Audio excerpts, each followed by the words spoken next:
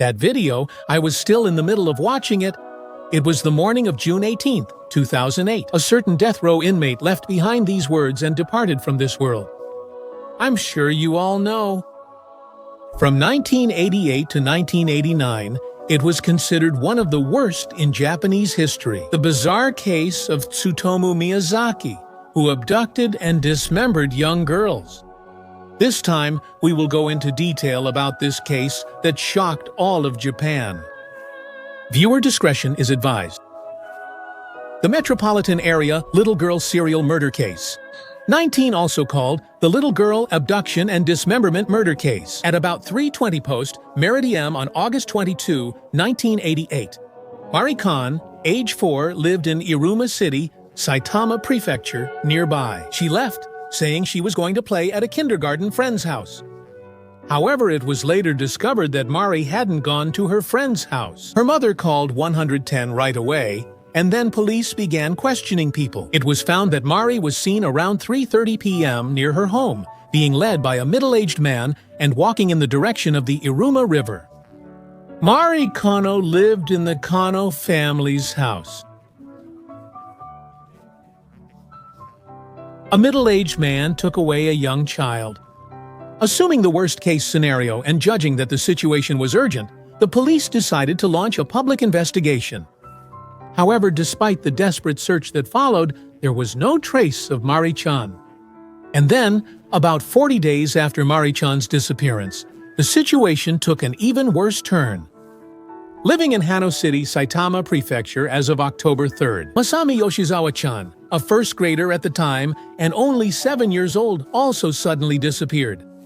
She left her school bag at her house entrance. Her family filed a missing person report that night. Furthermore, her father called 110 at around 10:40 p.m.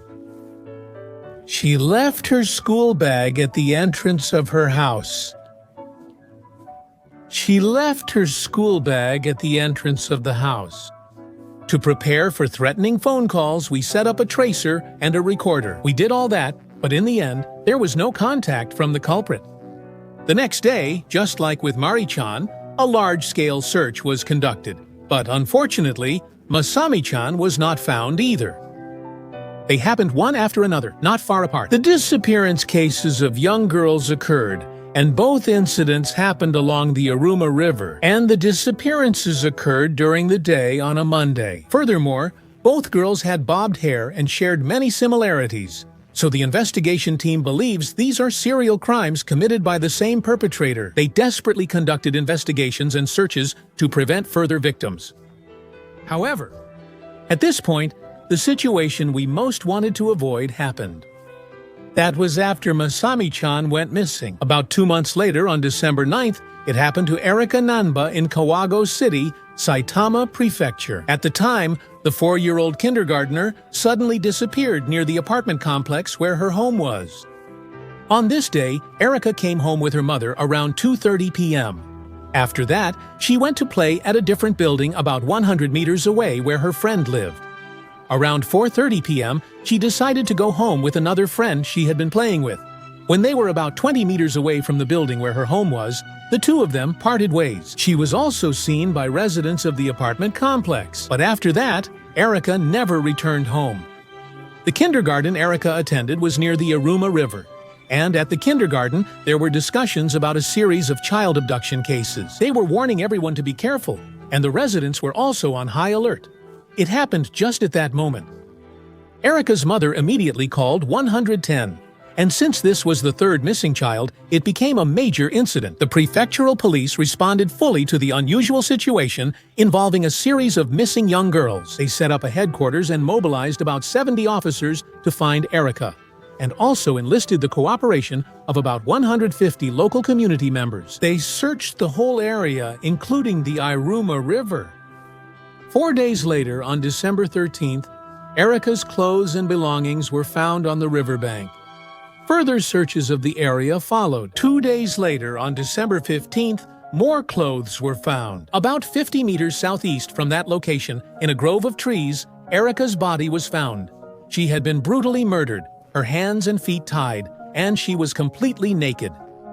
Erika's precious life was taken away. There were also concerns for the safety of Marie and Masami. However, despite continued and desperate search efforts, no further significant information was found, and the investigation into this series of incidents became increasingly difficult. But then, just when that was happening, something else occurred. The perpetrator acted as if mocking the police investigation. That was about half a year after Mari-chan's initial disappearance. On the morning of February 6, 1989, it happened in front of Mari-chan's house entrance. A suspicious cardboard box was left there all by itself. When her father looked inside, he found something finely crushed and burned. There were what appeared to be human bone fragments inside, and on top of those bone fragments was a note typed on a word processor, addressed to Mari. A copy of the words "cremated remains identification" was also included. Along with a piece of paper like that, there was an instant photo showing a pair of pink shorts. These pink shorts. Mari-chan went missing. This is what she was wearing then.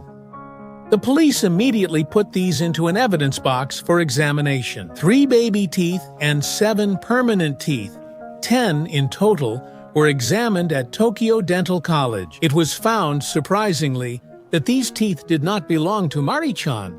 Her parents were hopeful because of that result, however, because of the perpetrator's actions afterward, they were once again plunged into the depths of despair.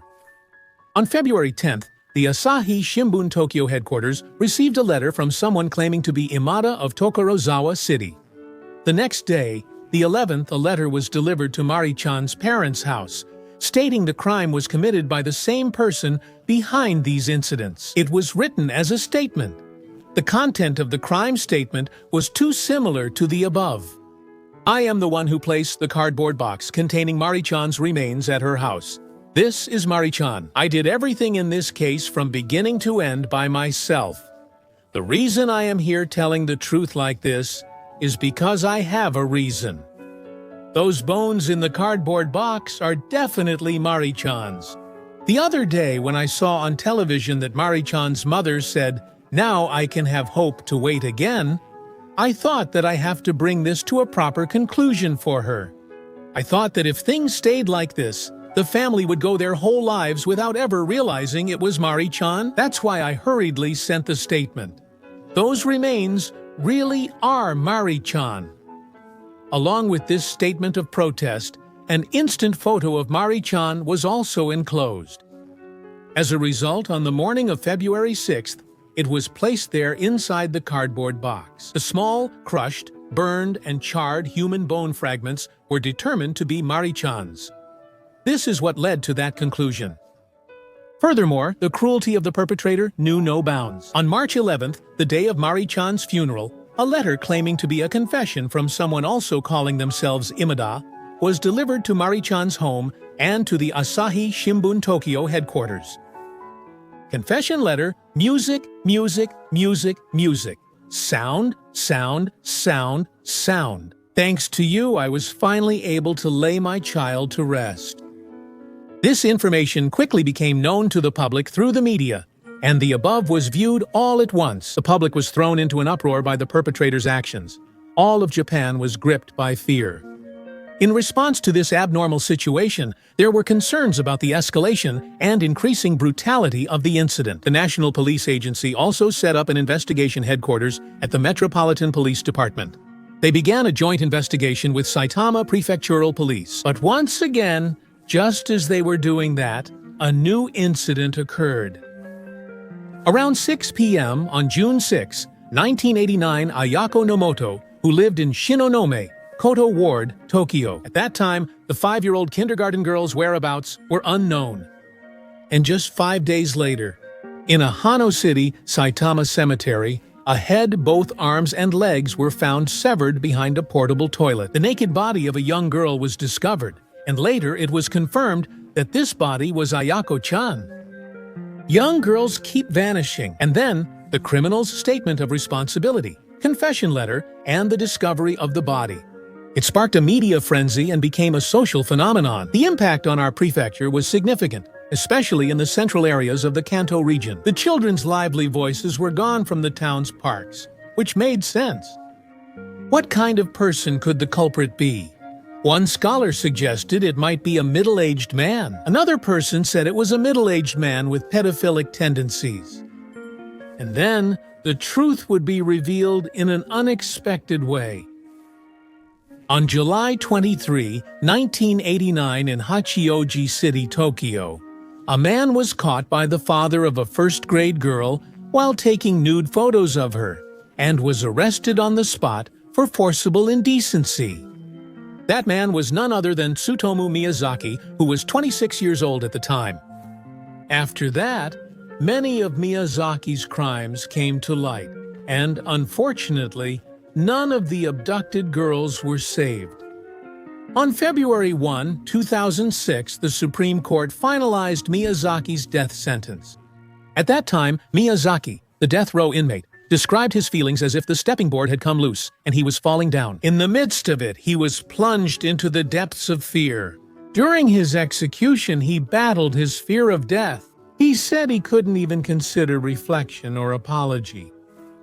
Miyazaki had a preliminary psychiatric evaluation before indictment during the prosecutor's post-arrest investigation. It was concluded that schizophrenia could not be fully ruled out. However, at this stage, it has been diagnosed as likely falling within the range of a personality disorder. Miyazaki said at his first trial that it happened in a dream. He said things like, "I think it happened, but I don't remember," and "I burned and ate the girl's body." He continued to make such outrageous statements, and in response, the defense requested a psychiatric evaluation. Even during the evaluation, he talked about things like a rat man coming out from behind a tree and that the crime was a ritual to resurrect his deceased grandfather. That psychiatric evaluation would end up lasting several years. And these backgrounds, I'll cover this in more detail in the next video. However, after these psychiatric evaluations, 3 results were reached. 1. Personality disorder but criminally responsible. 2. Multiple personality disorder with reduced mental and physical abilities. 3. Schizophrenia with mental and physical confusion. Based on 3 different psychiatric evaluations, the trial actually continued for 7 years. As a result, Miyazaki was ultimately judged to have full criminal responsibility. And from the first trial to the Supreme Court and the rejection of his appeal, he was consistently found to be responsible. Even when sentenced to death, Miyazaki's expression did not change. On the contrary, he would draw pictures of monsters in his notebook and showed no interest at all in the progress of the trial. And finally, Miyazaki's death sentence was finalized, and just 2 years later, on June 17, 2008. That video, I was still in the middle of watching it. The execution was carried out with unusual speed, and Miyazaki left only these words behind as he passed away at the age of 45. If you had to describe the irredeemable demon Miyazaki in one word, everyone would probably think this way. So then, how exactly was this demon born and shaped? In Miyazaki's case, it's very difficult to put into words, but let's set aside his family environment and background for now. I don't think we should do that. He never received any love from the moment he was born. Every day was a battle against fear.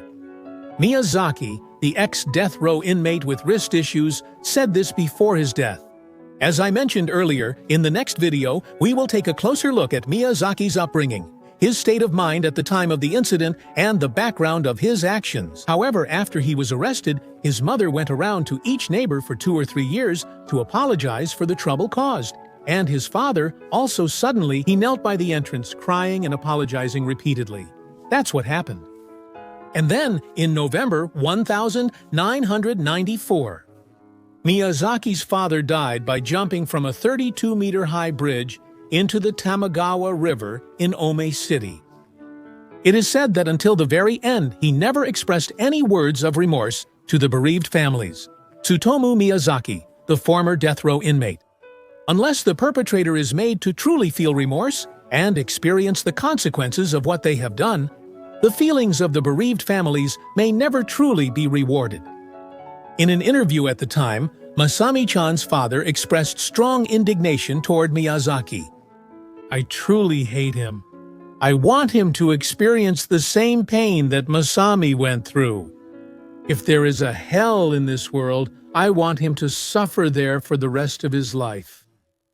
Lastly, I would like to sincerely pray for the souls of Mari, Masami, Erika, and Ayako. That's all for today. Thank you very much for watching until the end.